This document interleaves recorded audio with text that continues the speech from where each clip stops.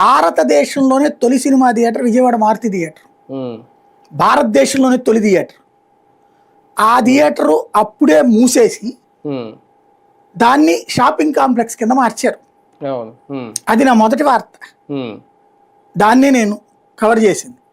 రెండవది కూడా ఈ కృష్ణా సినిమాలు ఉంటాయి చూడండి, గూఢచారి సినిమాలు, గూఢచారి 117 116 అయ్యి వాటన్నిటికీ నిర్మాత అయినటువంటి డూండి అనేటువంటి ఆయన విజయవాడ బ్రాహ్మణ వీధిలో ఉంటాడు.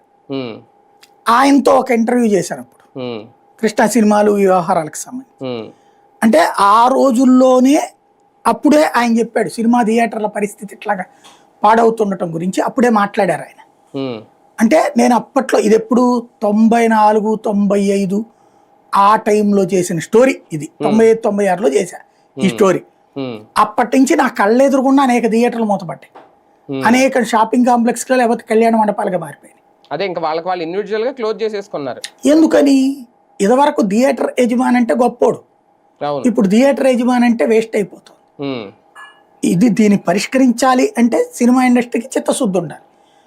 నా కడుపు నిండితే చాలు అనేటటువంటి యాటిట్యూడ్ ఎవరికి ఆడుకుంది 24 క్రాఫ్ట్స్ లో. అందరి కడుపు నిండాలనేటటువంటి ఆలోచన ఉన్న హీరోలు ఆ రోజుల్లో ఉండేవాళ్ళు. ఇవాళ నా కడుపు నిండడానికి ఎవడన్నా అడ్డుపడుతున్నాడేమో చూసుకునేటటువంటి హీరోలతో తయారైంది. నా వరకు నేను బాగుపడితే చాలు అనేటటువంటి